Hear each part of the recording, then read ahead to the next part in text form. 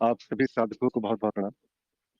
यहाँ पर जो आज हम एक प्रारूप है जो चर्चा का एक विषय जो हमने चुना, ये विषय है मैं ब्रह्म हूँ या भ्रम? और इनमें से कौन-सा शब्द जो उत्तर देने वाला है उसकी सबसे अच्छी व्याख्या हो सकती है।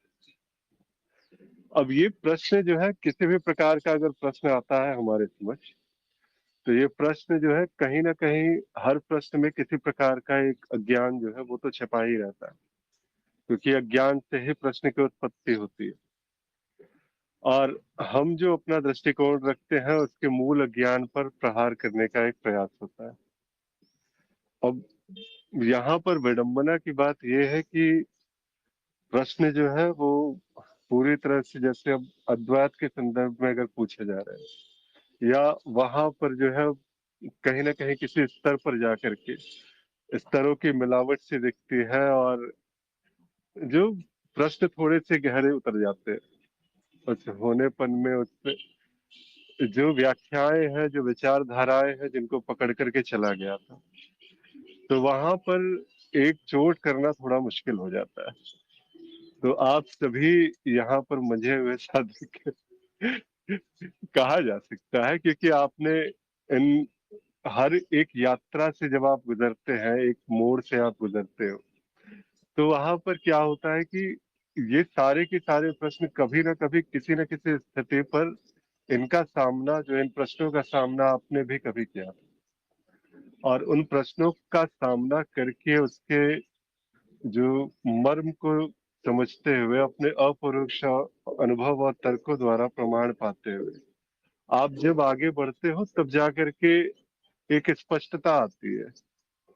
और वो जो बात है जिसमें कहते हैं कि एक उत्तरोत्तर जो धीरे धीरे वो जो बात गहरी होती सी जाती है, उसमें थोड़ी स्पष्टता आएगी और थोड़ी सी मनन में जो है वो गहराई सी मिलती है।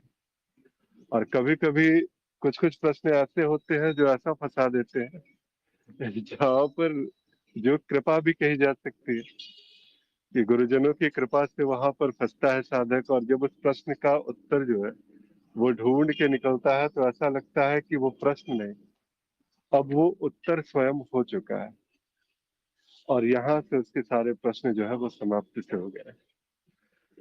तो ये भी है, कुछ इस प्रकार से यात्राएं चलती हैं। और इसीलिए यहाँ पर हम ये प्रयास करते हैं सत्संग आध्यात्मिक ज्ञान चर्चा में कि ये ज्ञान जो है उस पर थोड़ी चर्चा, और ज्ञान पर तो चर्चा हो भी नहीं सकती, जो मूल अज्ञान है वहां पर जो है उस पर चर्चा हो और अज्ञान का नाश हो। उसी बात के साथ यहाँ पर सब जो प्रश्न है हमारे समक्ष, मैं भ्रम मैं ब्रह्म हूँ या भ्रम?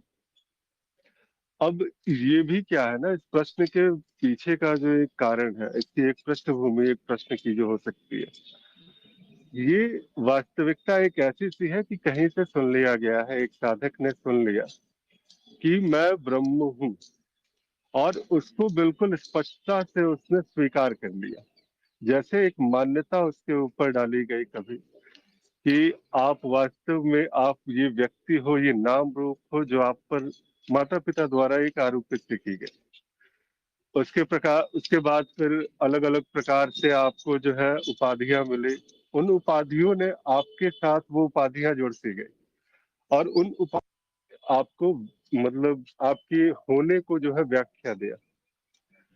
इसके बाद फिर धीरे धीरे और आगे बढ़े तो विभिन्न प्रकार की मान्यताएं रूढ़िवादिताओं ने आपको घेरा, हर प्रकार के लोगों ने आपको अलग अलग प्रकार से जो है वो एक व्याख्या से दी, आपके होनेपन को जो है अपनी ही परिभाषा में गढ़ दिया।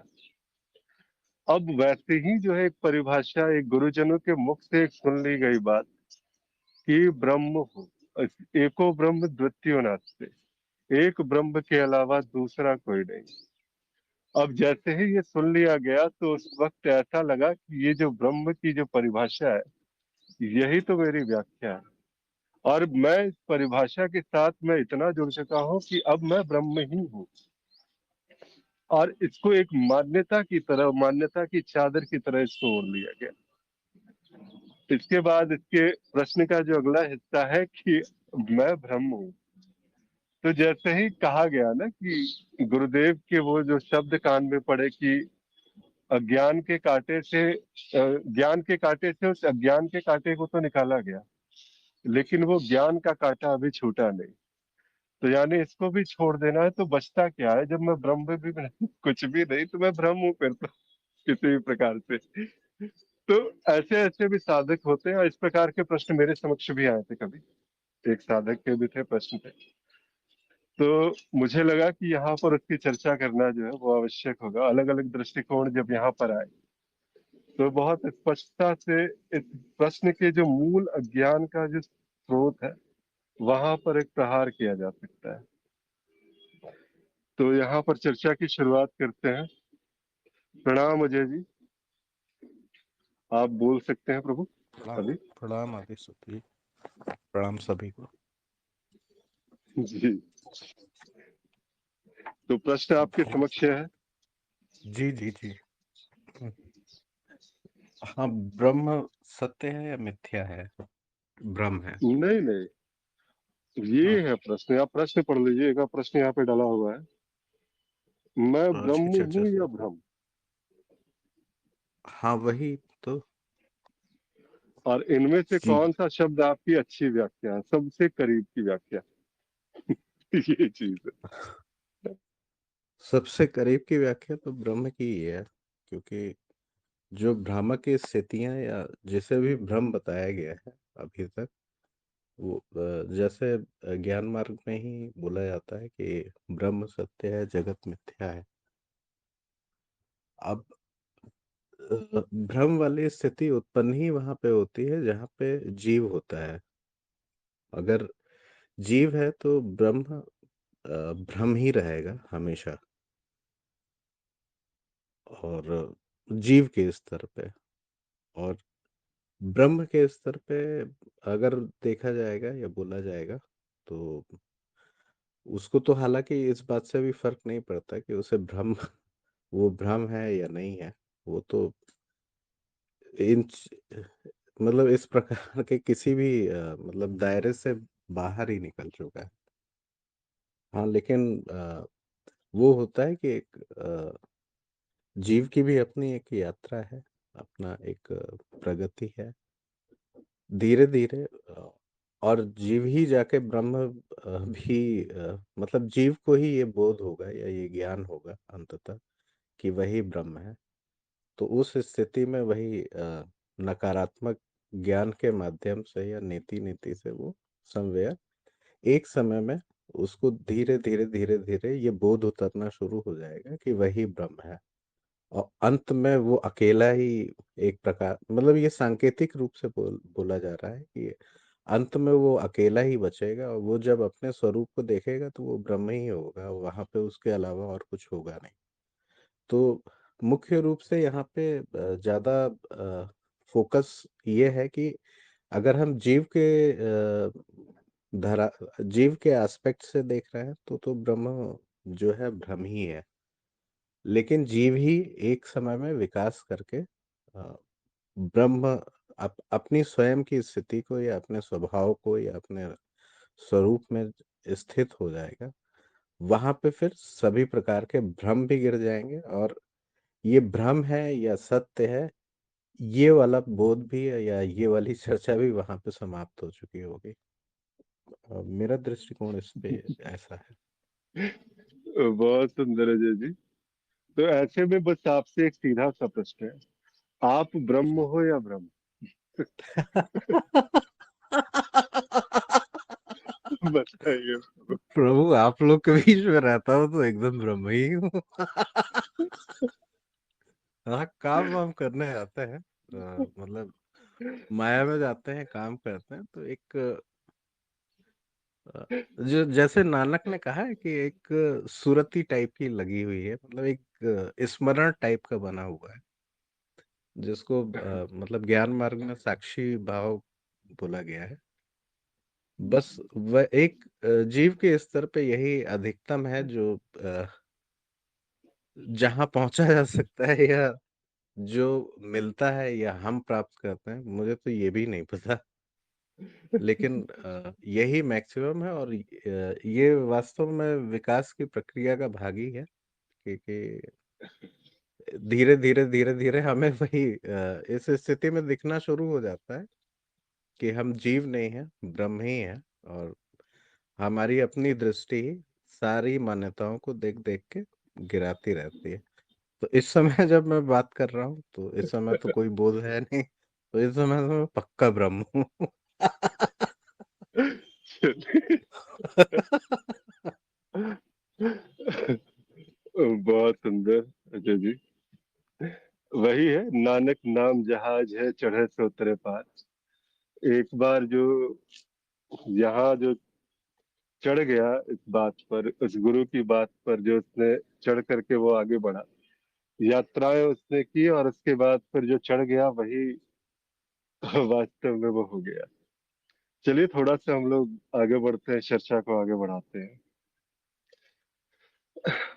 आत्म प्रकाश जी, आपने सुना अजय जी की बातों को?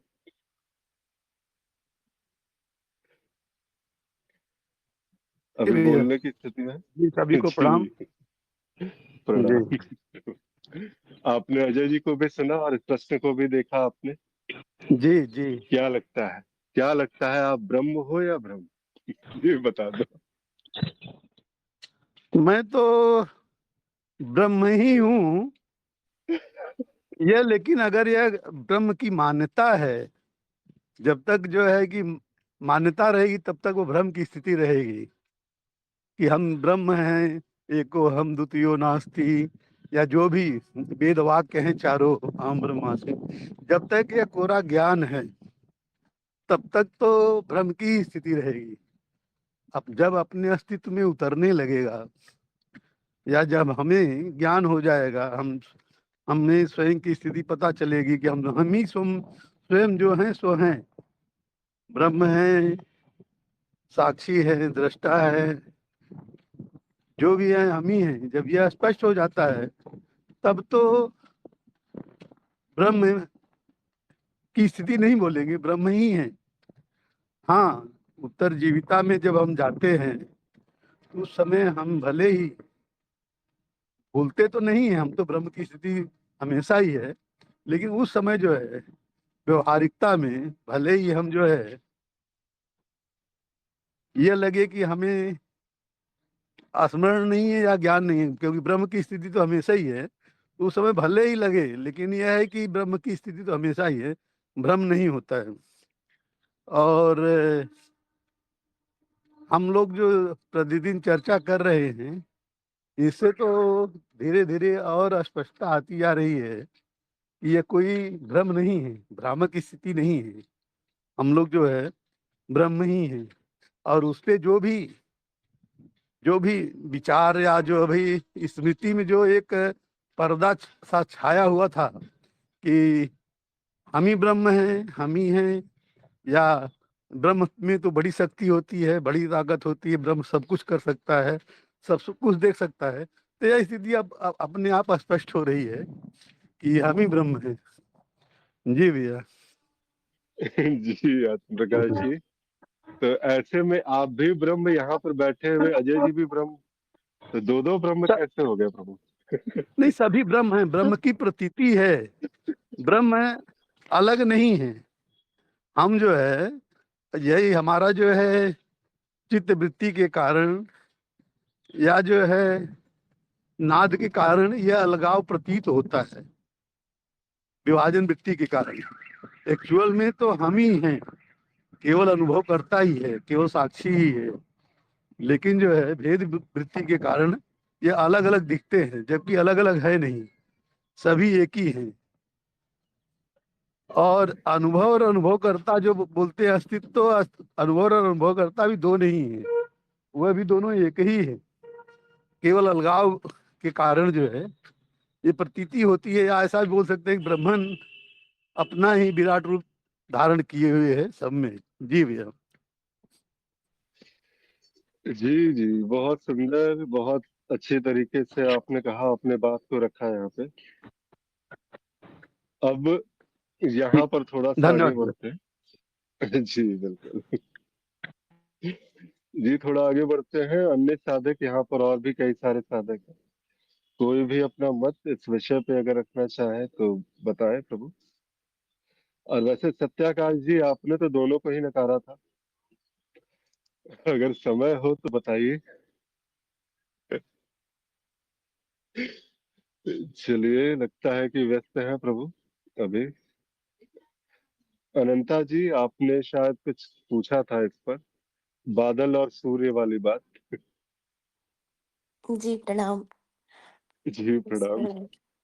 नहीं वो मैंने हटा दिया था। आ, जैसे अभी प्रश्न है कि मैं ब्रह्म हूँ या भ्रम हूँ, मेरी व्याख्या क्या है ना?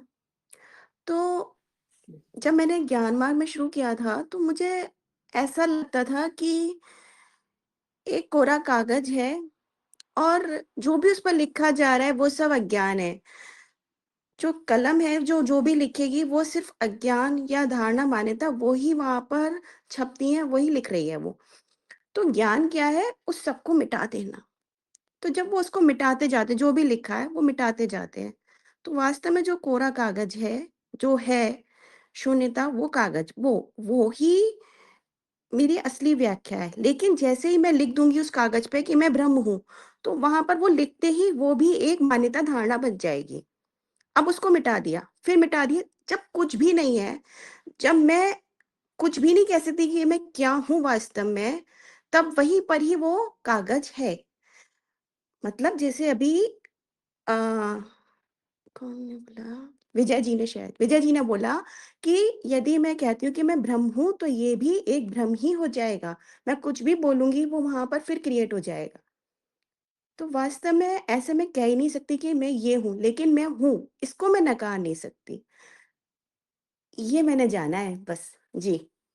क्या आप किसी शब्द के करीब जा सकते हैं कि ब्रह्म और ब्रह्म में से अगर कोई एक चुनना पड़ा तो क्या कुछ चुनाव हो सकता है यहाँ नहीं, मैं चुन नहीं पाऊंगी, शब्द नहीं चुन पाऊंगी। पे? चलिए बहुत सुंदर। नहीं प्रयास तो करना पड़ता है ना कि थोड़ी सी जो है, अब सत्संग में चर्चाएं हो रही हैं तो इसी प्रकार से प्रयास करते हैं थोड़ा अंदर तक जाने की। जी। सत्याकाश जी आज आपको वैसे एक बार तो मनन रखना पड़ेगा, समय निकालिएगा वहां से। जी यादव जी बोल सकते हैं अभी।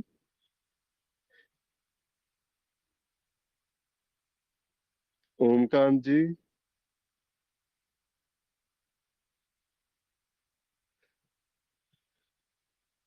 जी तो फिर आते हैं राजीव जी, बोलने की स्थिति में है प्रभु।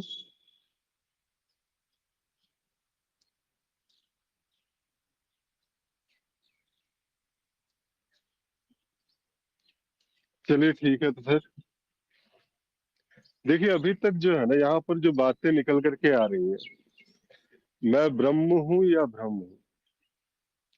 और वास्तव में एक ऐसा शाही है कि एक कोरा कागज है और उस कोरे कागज पे अगर आपने कुछ भी लिख दिया किसी भी शब्द के साथ, वो जुड़ाव सा हो गया, तो वहां पर आप जैसे ही लिखते हो आप उससे फिर स्वयं को भिन्न पाते हैं।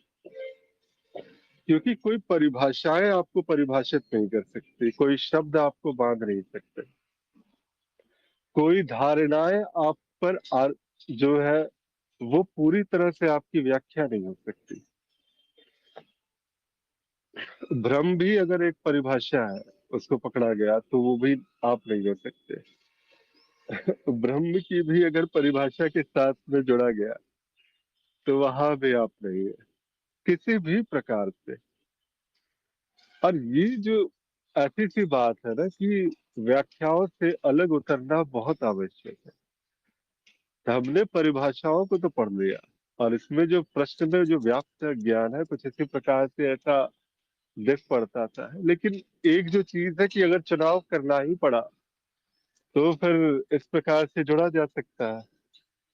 लेकिन इसमें एक बात और भी फिर निकल के आती है, एक प्रश्न जो है निकल करके आता है कि आपने अगर दोनों को ही नकार दिया, ये परिभाषाओं को पूरी तरह से नकार दिया, तो ये जो शास्त्रों में अक्सर जो महावाक्य आदि जो यहाँ पर आते हैं, अगर यहाँ पर जो ये महावाक्य आदि जो प्रयोग में लाए गए हैं, जो बार बार कहता है कि अहम ब्रह्मास्मि और अयम आत्मा ब्रह्मण, अलग अलग प्रकार से तत्वमसि, अलग अलग प्रकार से इसको बताने का एक प्रयास किया गया। तो इतने बड़े बड़े ज्ञानी जन हुए और इस प्रकार से उन्होंने लिखा भी, और अद्वैत के जो है मतलब शिरोमणि कहे जाते हैं।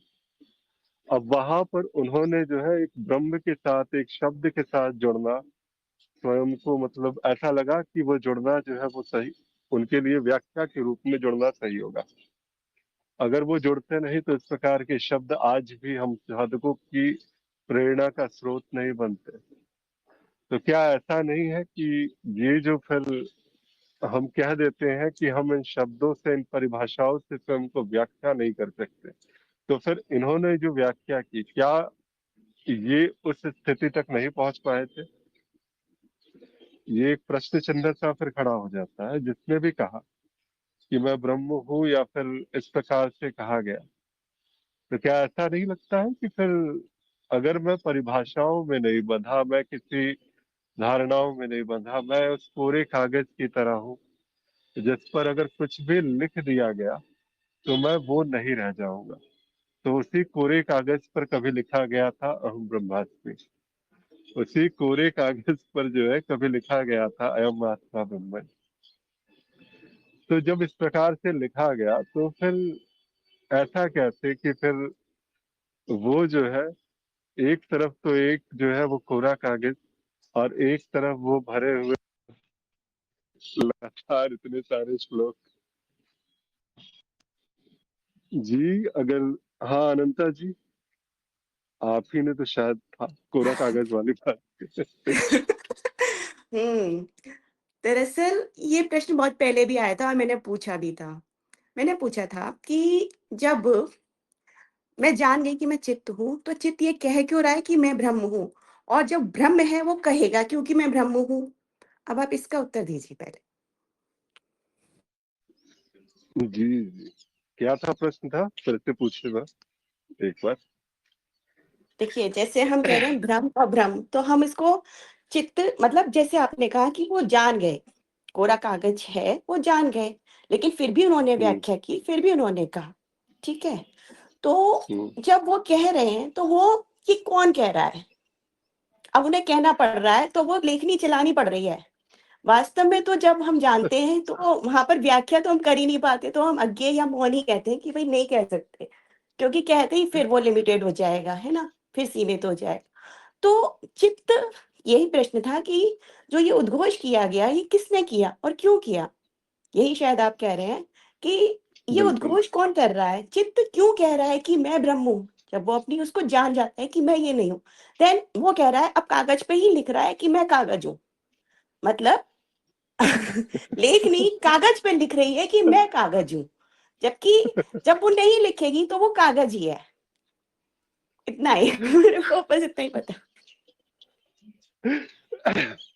तो ये जो बात है ना, एक जैसे कहते हैं कि अगर बताया ना गया होता, वो स्थिति तक ठीक है, सब कुछ वो बिल्कुल वही है, कोरा कागज वाली बात, वहां तक की स्थितियां स्पष्ट भी हो गई। लेकिन अगर ये जो है बार बार इन ब्रह्म वाक्यों के साथ में जो उन्होंने अपने जो है उस प्रकार से एक अभिव्यक्ति से की, और जब ब्रह्म वाक्य आते हैं कि अहम ब्रह्मास्मि, ब्रह्म वाक्य जब आते हैं कि तत्वमसि रसोवसा, अलग अलग प्रकार से जब उसे बताने का प्रयास किया जाता है, तो क्या ऐसा हो नहीं गया कि वही जो है जो कोरे कागज पर जो है वो लिखने वाली बात, कि एक शब्द जो है जो पहले से कोरा हो चुका है, लेकिन फिर भी उसने एक शब्द का चुनाव अवश्य से कर लिया, उस शब्द के साथ बहना जो है उसने चुन लिया। तो एक बात वही है कि मुक्ति भी बंधन है मुक्त का, जो कहते हैं ना, तो यहाँ पर वही चीज है कि ऐसा प्रतीत सा होता है, लेकिन जो मुक्त है वो कुछ भी कहेगा, वो उसके शब्द जो है उसकी व्याख्या नहीं कर सकते। उसने कोरे कागज पर मैं कागज हूँ भी लिख रहा है तो भी वो मुक्त है, मैं ब्रह्म हूँ भी लिख रहा है तो भी वो उस भाषाओं से, उस परिभाषाओं से वो मुक्त है। वहां कोई भी शाब्दिक जो है व्याख्या उसके साथ जुड़ी नहीं है। कबीर साहब ने तो न जाने कितने सारे दोहे लिख दिए, बहुत सारे व्यक्ति ने बहुत प्रकार से लिखा। ये उनकी करुणा थी, वो जो संसार है जो उन्हें प्राप्त हुआ, उसे संसार तक के जो एक अभिव्यक्ति के लिए एक माध्यम था, वो माध्यम बस ऐसा था ही था। तो इस प्रकार से एक अभिव्यक्त हुई वाणी और वो हम तक पहुंची, और न जाने कितने ही अज्ञानियों को उस अज्ञान के गहरे गर्त से निकाला गया। अगर उनकी वाणियां, उनकी शब्द ना होते तो शायद आज इस प्रकार के सत्संगों की जो है वो बात हम नहीं कर रहे होते। और ये सारा का सारा जो चुनाव किया गया, अपने आप को कहते हैं ना कि एक अगर कोरा कागज ही है तो वहां पर क्या ज्ञान क्या अज्ञान, ज्ञान भी सुंदर है, अज्ञान भी सुंदर है। मैं ना तो ज्ञान से बंधा हूँ ना अज्ञान से बंधा हूँ। तो यहाँ पर कुछ भी कहा जा रहा है वो चीज बस कही जा रही है, और उससे सामने लिखने वाले की स्थिति का फिर वही समीक्षा जहाँ करने लगते हैं तो वो समीक्षा करने वाला कौन है, फिर तो वो पैदा सा हो जाता है। तो इस प्रकार से हम आगे चलते हैं, और फिर प्रणाम अश्विन जी, आज आप प्रभु बोल पाएंगे? जी नमस्कार। जी, बहुत अच्छी आज का चर्चा जो हुई। विषय हाँ, जी मैंने बीच में थोड़ी देर के लिए मैं जोड़ नहीं पाया था, पर मुझे लगता है काफी अच्छी चर्चा हो चुकी है। क्या जोड़ा जाए उस पे कि मैं ब्रह्म हूँ या भ्रम हूँ? तो ये वाक्य ही जो पूछ रहा है उसकी तरफ यदि दृष्टि चली गई तो ये प्रश्न बेमानी सा हो जाता है, क्योंकि दोनों उत्तर सही भी है और दोनों उत्तर गलत भी है। अगर वो भ्रम मैंने मतलब भ्रम को अ, एक कल्पना की तरह देख लिया कि ऐसा है, यही बात सत्य है, तो फिर वो झूठ हो गया। और यदि उसको एक भ्रम की तरह देख लिया कि ये तो जो मैं भी जानूंगा, जो भी मैं जानूंगा वो झूठ है, तो वो बात सत्य हो गई। तो वही है कि इनका सहारा लिया जा सकता है, पर उस सहारे को फिर छोड़ना उचित है। अन्यथा एक नई विचारधारा, एक नई मान्यता पैदा हो जाएगी जो हमारे लिए अवरोध या एक बंधन का कारण है। तो कोई भी निष्कर्ष, कोई भी विश्लेषण, कोई भी व्याख्या पूरी नहीं हो सकती। पर इसका अर्थ ये नहीं है कि जो है उसको यहाँ कह के इतना ही छोड़ देना चाहिए कि जो है उसको बुद्धि नहीं जान सकती, सोच विचार नहीं पकड़ सकते, मन नहीं जान सकता। फिर वो प्रश्न स्वाभाविक रूप से उठेगा कि क्या है जो बुद्धि, मन, अनुभव, जानने, जागने, समझने के परे है। तो वहां पे कोई उत्तर आना संभव ही नहीं है, क्योंकि जो भी उत्तर आएगा वो बुद्धि या समझ से आएगा। तो ये दोनों बातें वहां पे रुक जाती है। तो फिर वो एक खाली सुगंध रह जाती है, जैसे आपने कहा कबीर साहब की वाणी की सुगंध रह गई, नानक की वचनों की सुगंध रह गई। अब उसमें कोई डूब गया तो डूब गया, उसमें कोई व्याख्या करने जैसा कुछ नहीं, कोई भी व्याख्या उसकी अधूरी होगी। और वो एक संकेत है उस तरफ जो हर व्याख्या से परे, जो हर निष्कर्ष से परे, जो हर हर कही जाने वाली बात से परे है, जो समा नहीं सकता कहे कहे जाने में। जी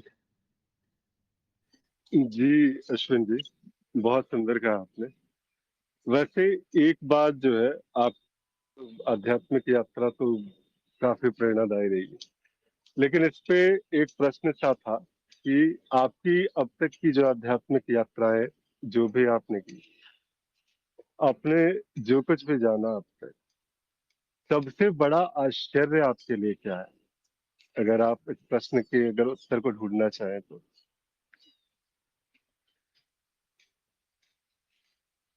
सबसे बड़ा आश्चर्य यही है कि मैं नहीं होते हुए भी मैं अपने को कुछ होता हुआ मानता हूँ। उसका एक बड़ा चोला, एक क्या बोलते हैं उसका, एक वस्त्र पहन लेते हैं हम, जैसे कि ये सब माया है। या एक और चोला पहन लेते हैं कि मैं झूठ है, या एक चोला पहन लेते हैं कि मैं भ्रम हूँ। ये सारी बातें जो है ना, ये बड़ा आश्चर्य की बात है कि ऐसा कैसे हम इसको सत्य मान लेते हैं, कैसे हम इसको सही मान लेते हैं। तो एक बार ऐसा ही हुआ कि जब हम कहते हैं बड़े आराम से हम ये कह देते हैं कि ये जो भी दिख रहा है ये सब माया है, झूठ है। पर वहीं पर एक तरह से देखा गया है शरीर को कि ये शरीर झूठ नहीं है, ये शरीर प्रकृति है, ये शरीर माया नहीं है। माया वो है जो हम शब्द शरीर का उपयोग करते हैं। तो ये बड़ा आश्चर्य था कि हम उसको झूठ समझते हैं जो हम जान नहीं रहे, जिसको हम जान ही नहीं सकते। तो ये एक बड़ा, आप कह सकते हैं, अंतर्दृष्टि थी कि जो इसको पहचान रहा है, कह रहा है कि ये झूठ है, क्या वो सत्य है या वो भी झूठ है। जी। और सबसे विचित्र बात तो ये कि ये सदा से वही था, और सदा से था। ऐसा नहीं है कि जन्म के साथ में ये प्रकट हुआ है या कुछ वैसा सा है। और इतनी गहरी मान्यताएं, इतनी गहरी धारणाएं कि वो जो बात है उसका ज्ञान के की जो बात कही जाती है, कि वो जो धारणाएं मान्यताओं रूढ़िवादिताओं के रूप में जो आरोपित से कर ली गई है, वो सब कुछ इतने गहरे तल पर वो मतलब वो प्रसारित सा था कि वहां से हटने का कभी इच्छा भी नहीं करता था। और अगर कोई हटाने का प्रयास करे तो बिल्कुल एक अंदर से विरोध सा, वो कहते हैं वो भयंकर वो ज्वार सा उठना शुरू होता था। क्योंकि कोई कैसे कह सकता है कि भगवान जो है कुछ वो ऐसा है कि जो आपके अंदर की ही बात है, कहीं बाहर की नहीं। क्या है जो शिव को जो है मुझसे भिन्न नहीं देख सकता? शिव इतने परम पवित्र, इतने महिमा मंडित, और मैं इतना निकृष्ट। और अगर कोई कह दे कि ये जीव ही शिव है, तो वहां पर तो महान विरोध सा उत्पन्न होना शुरू हो जाता है। तो ये बहुत विचित्र सी बात थी। जब जब से ये ज्ञान मार्ग में आने का हुआ, तभी से मेरे साथ ऐसा लगा कि जब जब वो आघात हुआ, तब तब जो है वो सारी की सारी बातों ने वो जो है आश्चर्यचकित सा कर दिया, जो जन्मांतरों से पता नहीं पड़ी भी होगी। वैसे अगर जो है इस जीवन की अगर यात्रा की बात करें, तो ये जो एक एक प्रहार था उन मान्यताओं पे, उस एक एक प्रहार ने मुझे आश्चर्य में डाला है। और आज तो ऐसा लगता है कि जब सत्संगों के माध्यम से एक प्रकार के इतने सारे एक तरीके की जो है सोच एक तरीके से वो स्पष्टता वाले जब एक साथ एक जगह पे इकट्ठे हो रहे हैं, तो कलयुग में ये सतयुग का माहौल, तो ये तो और भी आश्चर्य में डालता है। ठीक है, तो आगे बढ़ते हैं। अजय जी, प्रभु बोल पाएंगे अभी? हाँ हाँ बिल्कुल। वो एक आपकी भी जीवन की ज- जो है, जी बिल्कुल, जी एक जो है आपकी जीवन की भी एक यात्रा रही। तकरीबन 2005 से लेकर के 20 वर्षों तक ज्ञान मार्ग के साथ जुड़ने का एक अवसर प्राप्त हुआ। आपके जी लिए क्या लगता है कि आपकी इस यात्रा का सबसे बड़ा आश्चर्य क्या रहा? आश्चर्यजनक कार्य?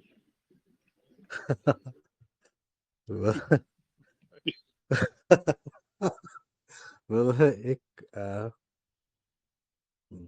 ब्रह्म को एक मतलब शुरुआत में तो हमेशा आदमी एक ऑब्जेक्ट की तरह ही देखता है कि ये कोई स्थिति है जिसको अचीव करना है।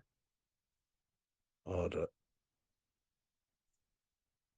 यह सबसे बड़ा आश्चर्य मैं ये बोलूँगा कि जैसे 2005 के आसपास जब मैं अध्ययन कर रहा था, तो एक शंकराचार्य जी की एक लाइन थी कि मतलब ये जो हम देख रहे हैं, ये वास्तव में एक स्वप्न है, जो भी हमें दिखाई दे रहा है। और ब एक ना एक दिन ये सपना इवेंचुअली टूटता ही है। वो जितनी भी अभिव्यक्तियाँ हैं, वो मतलब अगर हम पूर्व जन्म के परिप्रेक्ष्य से देखें, तो भले ही आपको हज़ारों करोड़ों जन्म लेने पड़े, लेकिन जो नियति है, वो तो आपको आपके सत्य स्वरूप में, मतलब इस अभिव्यक्ति का जन्म ही अपने सत्य स्वरूप में विलीन होने के लिए हुआ है। तो उसके बीच में कई चरण होते हैं और और भी उन्होंने मतलब जैसे ज्ञान मार्ग में भी कई स्तर बताए गए हैं। जैसे अ अ, जैसा एक सवाल अभी चर्चा में पूछा गया था कि अगर मैं ब्रह्म हूँ, तो उस कोरे कागज पे लिख कौन रहा है कि मैं ब्रह्म हूँ? क्योंकि ब्रह्म तो लिखने आएगा नहीं। उसको ऐसे ही तो कोई आवश्यकता है नहीं कि वो स्वयं को साबित करे। तो इसके बीच में एक स्थिति भी होती है। गुरु गुरु तत्व जो होता है, गुरु तत्व हमेशा लिखता है इस प्रकार की बातें। और उसके मूल में करुणा का भाव होता है कि मतलब एक सत्य जो मैंने देखा, मुझे बताना एक मतलब मुझे जीव को बताना है कि सत्य ये है। और सत्य क्या है कि कुछ भी नहीं है। अब कुछ भी नहीं तक पहुंचने के लिए वही जो आपका उदाहरण मुझे हमेशा बहुत अच्छा लगता है कि मतलब ज्ञान के कांटे से अज्ञान को निकालते हैं, फिर वो ज्ञान का कांटा भी छूट जाता है। तो जो ज्ञान के कांटे से अज्ञान निकल रहा होता है, वो वास्तव में अ, हम गुरु तत्व को भी अपने से अलग होके, अपने से भिन्न होके देखते हैं, लेकिन वही एक चित्त कहीं न कहीं जैसे-जैसे शुद्ध होता जाता है, तो वो अपनी ही मान्यताओं को गिराना शुरू करता है और देखना शुरू कर देता है, तो वो अपने आप निकलना शुरू हो जाता है। जितना भी अज्ञान है, जितनी भी मान्यताएँ हैं। अ, ये पुराने प्रश्न का उत्तर था। और आश्चर्य मुझे अ, मतलब जैसे हमारी ये चर्चा जो चल रही है, इस समय मतलब हम शब्द चाहे जो भी चयन करें, यहाँ पे जितने भी अ अ, मतलब आत्माएँ हैं जो चर्चा कर रही हैं, लेकिन वो सब एक ही तरफ इशारा करती है। कोई उसको कृष्ण के रूप में भी उसकी व्याख्या कर सकता है। ऐसा नहीं है कि उसके रूप में व्याख्या नहीं हो सकती। और एकदम ज्ञान के रूप में भी उसकी व्याख्या हो सकती है। वो शब्द अलग-अलग हैं। और अ, इतनी अलग-अलग अभिव्यक्ति होने के बाद भी हर एक को ये फ़ील पता है कि जो भी बोला जा रहा है, वो वास्तव में स्वयं की ही व्याख्या की जा रही है। और गुरुक्षेत्र या गुरु तत्व अ, मतलब हमारे माध्यम से वही प्रकट हो रहा है एक प्रकार से। ये सबसे बड़ा आश्चर्य है कि एक ही तत्व अलग-अलग मुखों से भाषित हो रहा है और एकदम एक दूसरे से एकदम भिन्न है, लेकिन फिर भी इतना सही है कि मजा ही आता रहता है। ये देख-देख के हँसता रहता हूँ मैं।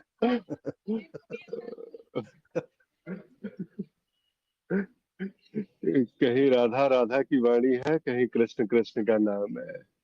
लेकिन जैसे ही वो कृष्ण की ओर एक छलांग लगी, कृष्ण और कृष्ण कृष्ण जपने में कोई भेद न रहा।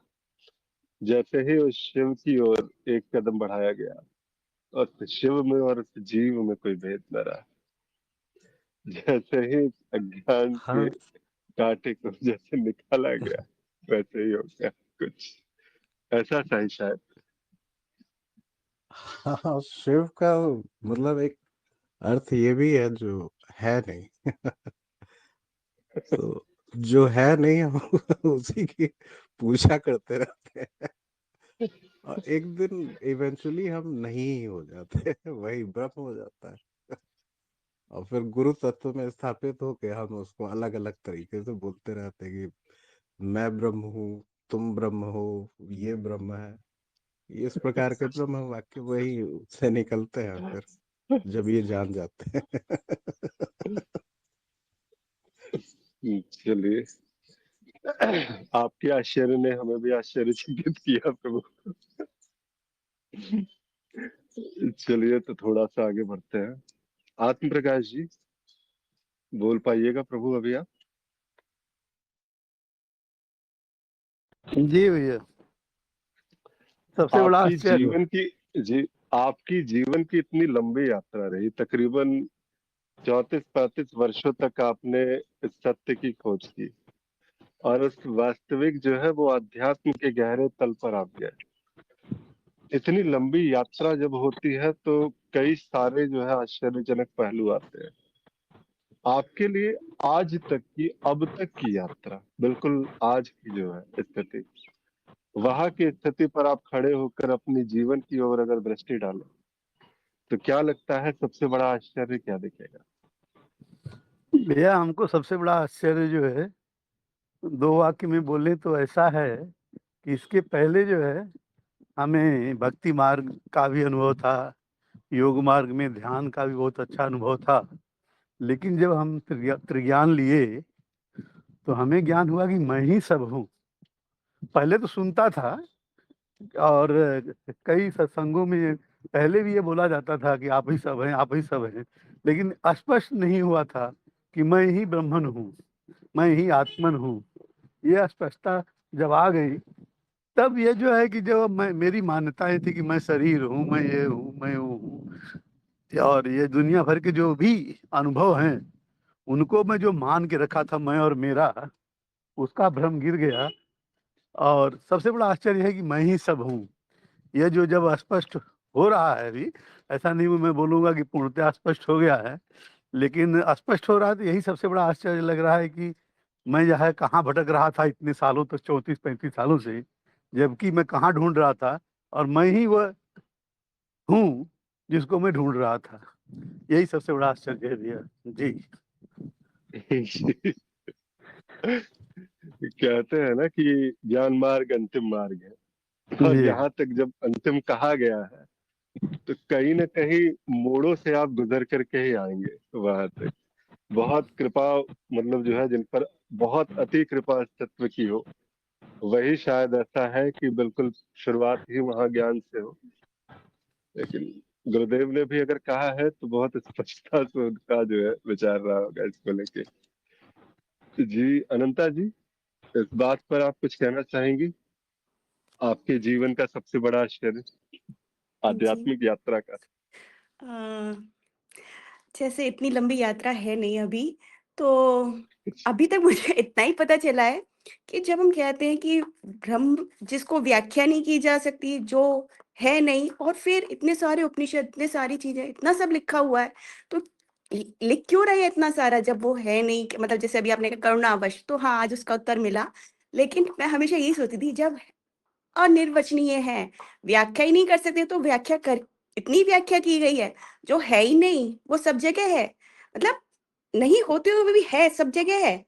ये बड़ा आश्चर्य और यही खोज है। और अभी तो साधक ही ये चल ही रहा है, तो हाँ, यही मुझे बहुत बड़ा आश्चर्य लगता है। जी। जी जी जी, बहुत सुंदर।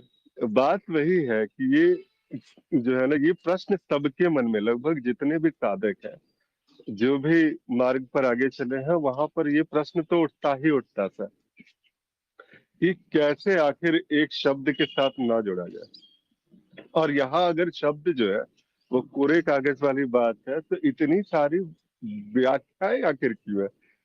इतने बड़े बड़े ब्रह्म वाक्य लिख दिए गए, तैत्तरीय उपनिषद में वो रसों में स्थित तुम वही रस हो, और इस प्रकार से अलग अलग प्रकार से उसे बताया गया, घुमा फिरा करके। मतलब अब कबीर की वाणी हुई, गुरुवाणी हुई, इतने सारे शब्दों में उसकी व्याख्या कर दी गई। आखिर क्यों किया गया इतना सारा? अगर यही था वास्तव में कुछ जानने के लिए नहीं और कुछ भी कहने जाओ तो उस मौन में ऐसा लगता है कि वो मौन में ही जो है किसी भंग सा पड़ रहा है, उस मौन में शोर करने वाली बात सी हो रही है। तो जब इस मौन में शोर करने वाली बात है तो आखिर इतना कहा क्यों गया? तो बिल्कुल वही चीज है।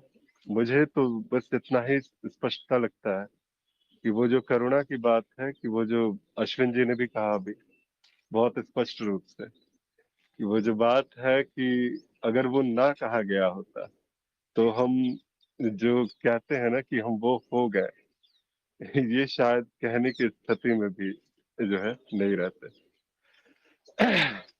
तो ये बात है कि अब शब्द तो चुनना ही होगा।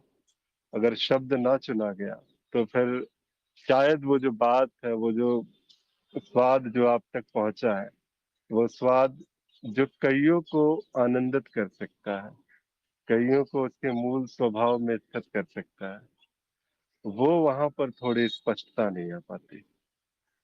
इसीलिए लोगों का मार्गदर्शन करने के लिए गुरुओं की कृपा होती है कि जिसे नहीं कहा जा सकता उसे भी इतने सारे उपनिषदों में कह दिया गया, जिसे बिल्कुल भी नहीं कहा जा सकता आज हम सभी साधक उस शब्द पर चर्चाएं कर रहे हैं। तो कुछ ऐसा सा ही है, ये भी आश्चर्य की ही बात है। जी निशिगंधा जी, आप कुछ कहना चाहेंगी? आपके जीवन का सबसे बड़ा आश्चर्य?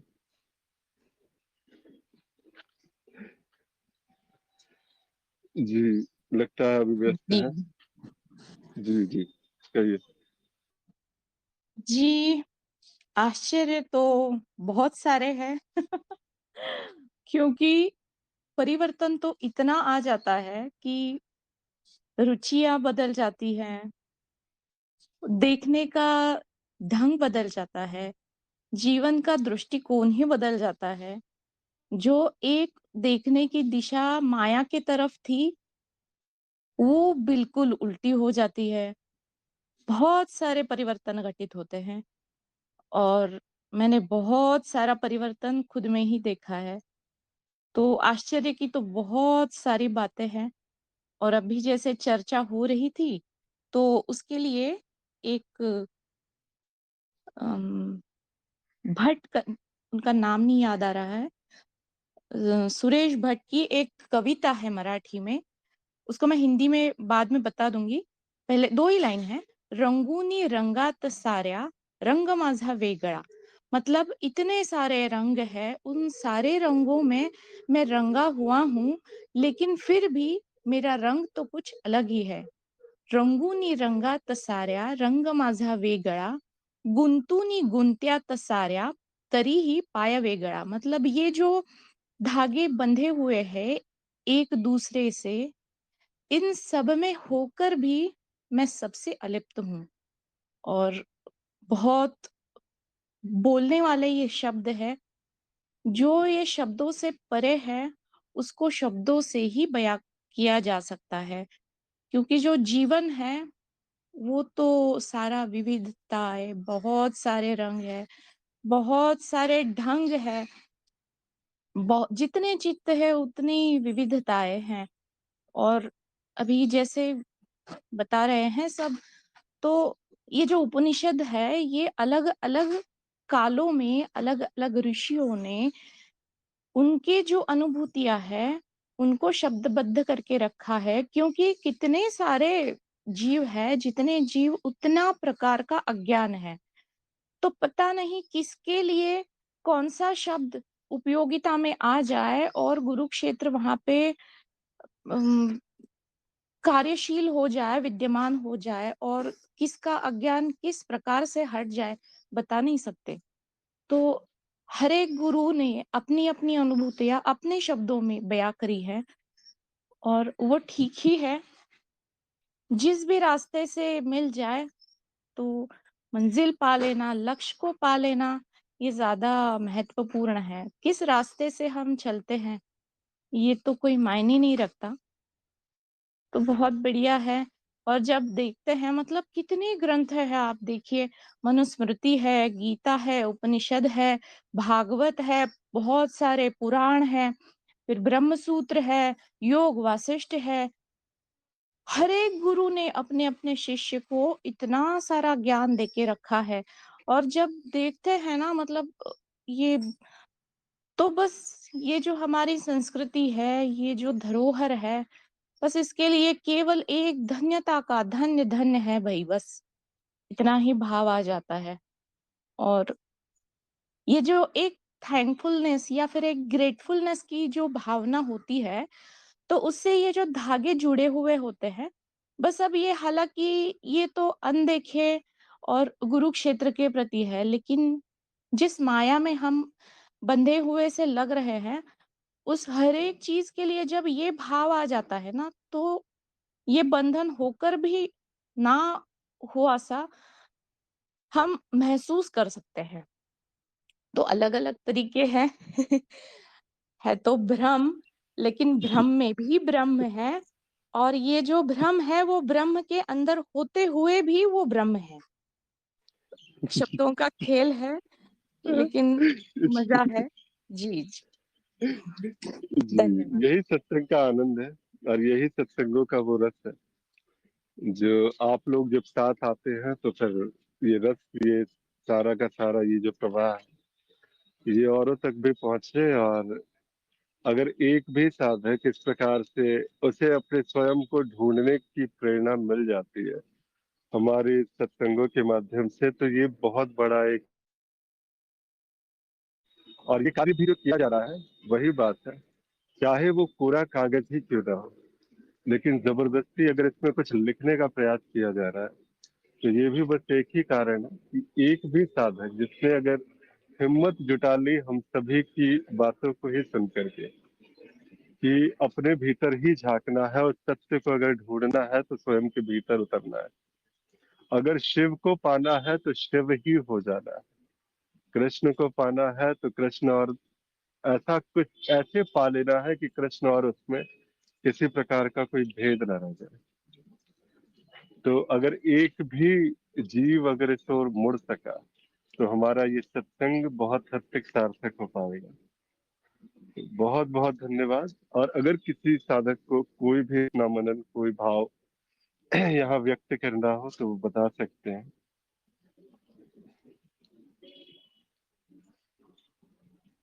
जी, तो ऐसे में आज की ये सभा जो है यहाँ पर मैं जो है समाप्त करता हूँ। और बहुत बहुत आनंद आया, बहुत बहुत आभार आप सभी का। और इसी प्रकार से जुड़िए, हर रोज सुबह 7 बजे ऐसे ही सत्संग होंगे और आप लोगों के साथ यह ज्ञान के नाश की ओर एक कदम और बढ़ेगा। जी प्रणाम, नमस्कार। गुरु क्षेत्र को प्रणाम, गुरुजनों को प्रणाम।